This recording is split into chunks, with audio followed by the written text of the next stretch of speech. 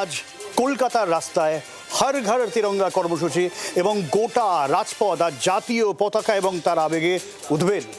আজ কোষ্ঠপাল সরণি থেকে ভিক্টোরিয়া পর্যন্ত হর ঘর তিরঙ্গা মিছিল এবং তাতে অংশ নিলেন মুখ্যমন্ত্রী শুভেন্দু অধিকারীও, এবং তিনি জানিয়ে দিলেন যে এবার থেকে রাখি বন্ধন উৎসব হবে সরকারিভাবে। বদলের বাংলায় তিরঙ্গায় শান, নতুন স্বপ্নে নতুন অভিযান। তৃণমূল জমানায় দলীয় পতাকার দাপাদাপি দেখেছে বাংলা, পালা বদলের পর দেখল তিরঙ্গার দাপট। কেন্দ্রের হর ঘর তিরঙ্গা কর্মসূচিতে এই প্রথম আনুষ্ঠানিকভাবে সামিল হলো পশ্চিমবঙ্গ সরকার।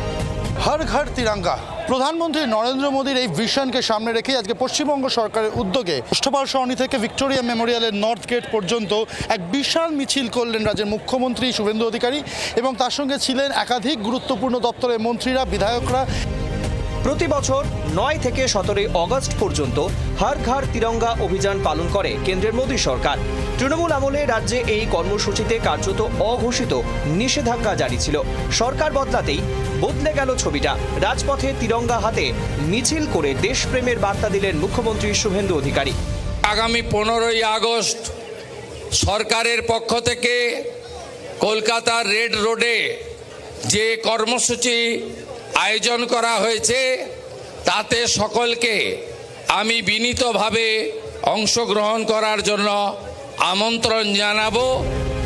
এদিন মিছিল শেষে সরকারি উদ্যোগে রাখি বন্ধন উৎসবের পালনের কথা ঘোষণা করলেন মুখ্যমন্ত্রী। রাখি বন্ধন উৎসবকে পশ্চিমবঙ্গ সরকার সরকারিভাবে পালন করার আমি ঘোষণা এখান থেকে করলাম, যাতে এবারের রাখি বন্ধন উৎসব শুধু ধর্মীয় মাহাত্ম্য নয়, আমাদের সবার বন্ধনকে আরো সুদৃঢ় করে।